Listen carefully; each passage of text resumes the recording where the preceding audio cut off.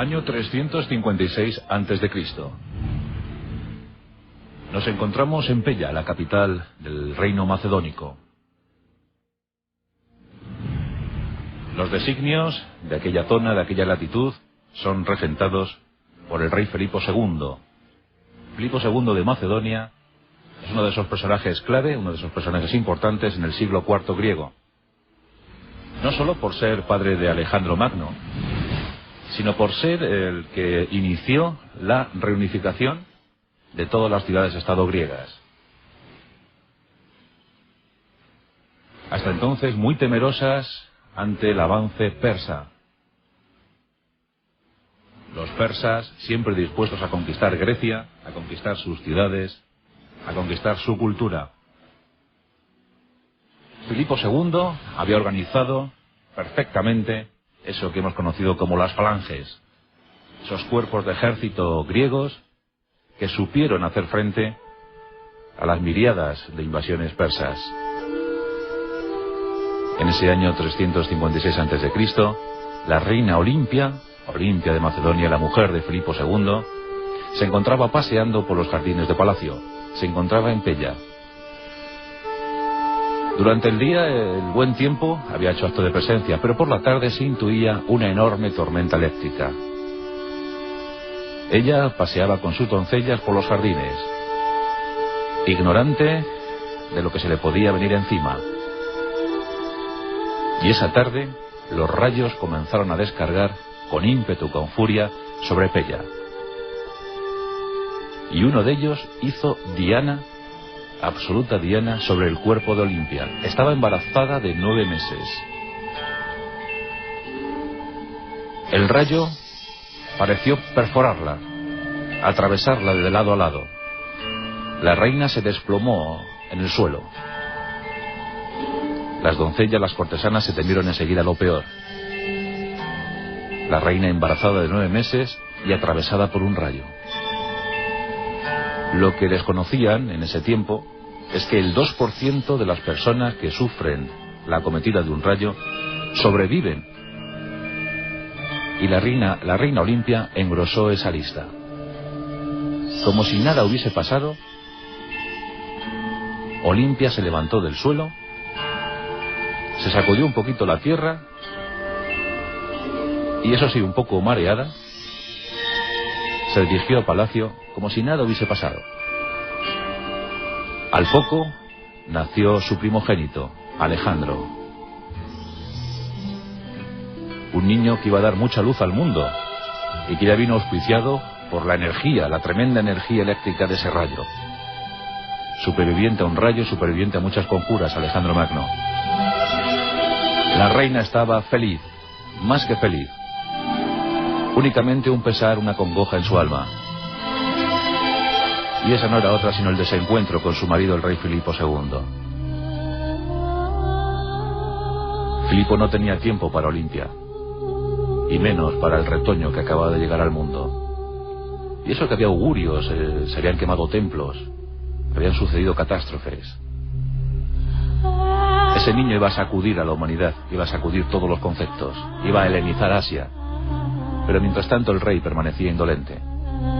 Apenas se trataba, apenas se hablaba con su mujer Olimpia. El rey era borrachín, pendenciero y sumamente mujeriego. Y la reina eso no lo perdonaba. Dicen que llegaron a odiarse de tal manera que cualquier daño que pensaran sobre el otro se hacía siempre pequeño al cabo de unos minutos. La reina Olimpia trasladó ese odio a su hijo. Y sí que es cierto que en los 20 años que tuvieron de convivencia, Alejandro solo tuvo un objetivo en esos 20 años: mejorar a su padre, ser mejor que su progenitor. Filipo II seguía culminando conquistas. Sus falanges parecían imbatibles ante las ciudades-estado griegas. Y Alejandro se preparaba cuidadosamente. Se preparaba para superar a su padre, para conseguir todo lo que su padre solo había soñado. Alejandro quería conquistar Asia, quería devolver el golpe a los persas. Y Olimpia, su tutora, su protectora, su educadora, velaba celosamente porque su hijo fuera siempre mejor que el padre. Sabemos el famoso episodio de Bucéfalo, el caballo que acompañó a Alejandro Magno durante 30 años. Se cuenta que cuando Alejandro tenía tan solo 9, alguien quiso vender el caballo, un caballo casi salvaje, a Filipo II. Este ordenó a sus mejores jinetes que intentaran montarlo, que intentaran domarlo, pero Bucéfalo no se dejaba. Y todos acababan siempre en el suelo, porque el caballo parecía indomable. Alejandro se fijó en un pequeño detalle, y es que el cuadrúpedo recelaba de su propia sombra. Sin más, exigió a su padre que le dejara montar a Bucéfalo. El padre, muy divertido, y ya sabedor que el hijo siempre competía con él, le dio permiso, pero eso sí, le impuso una condición. Si eres desmontado, tú mismo pagarás el precio del caballo, el altísimo precio que se pedía por ese caballo. Alejandro aceptó el trato. Ya os digo, tenía 9 años. Con decisión se dirigió a Bucéfalo, asió sus crines y dirigió la cabeza del caballo hacia el sol. El efecto deslumbrante hizo que Bucéfalo quedara clavado en el suelo. Fue el momento que aprovechó Alejandro para montarlo. De un solo movimiento subió a su grupa y empezó a trotar con él, empezó a cabalgar con él. El caballo parecía obedecerle en cualquier movimiento, cualquier orden. El padre, con los ojos llorosos, agarró a su hijo, le dio un abrazo y dijo: Alejandro, Macedonia es muy poco para ti. Grecia es muy poco para ti. Alejandro, con sus ojos grises, en ese momento no entendió muy bien las frases de su padre, pero asintió. Se quedó con Bucéfalo y siguió odiando a su padre. En el año 336 a.C., el mejor amigo de Alejandro Magno asesinó a Filipo II de Macedonia. Antes de que nadie se pronunciara, el propio Alejandro desenvainó su espada y mató a su más fiel amigo. Nadie comentó, nadie acusó, nadie dijo nada. Lo cierto es que el rey Filipo había muerto y el regicidio se había consumado de la mano del mejor amigo de Alejandro Magno. Desde ese momento Alejandro asumió su papel en la historia.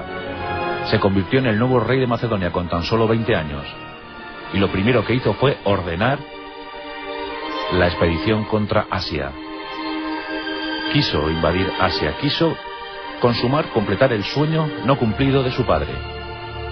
Ni siquiera Aristóteles, el tutor, el mentor de Alejandro, le pudo convencer sobre tan alta empresa. Sería muy curioso averiguar, comprobar sobre qué hablaron madre e hijo en los días previos a la muerte de Filipo II. Pero si nos atenemos a ese odio eterno entre Olimpia y Filipo, si nos amoldamos a ese odio inculcado por la madre al hijo, podremos intuir qué se preparó, qué ocurrió en esos instantes finales de la vida de Filipo II de Macedonia. El resto es sobradamente conocido. Durante 11 años, las tropas macedónicas conquistaron casi 4 millones de kilómetros cuadrados.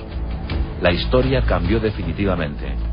El más grande conquistador de todos los tiempos, el mejor explorador, aquel que helenizó todo un continente, el asiático.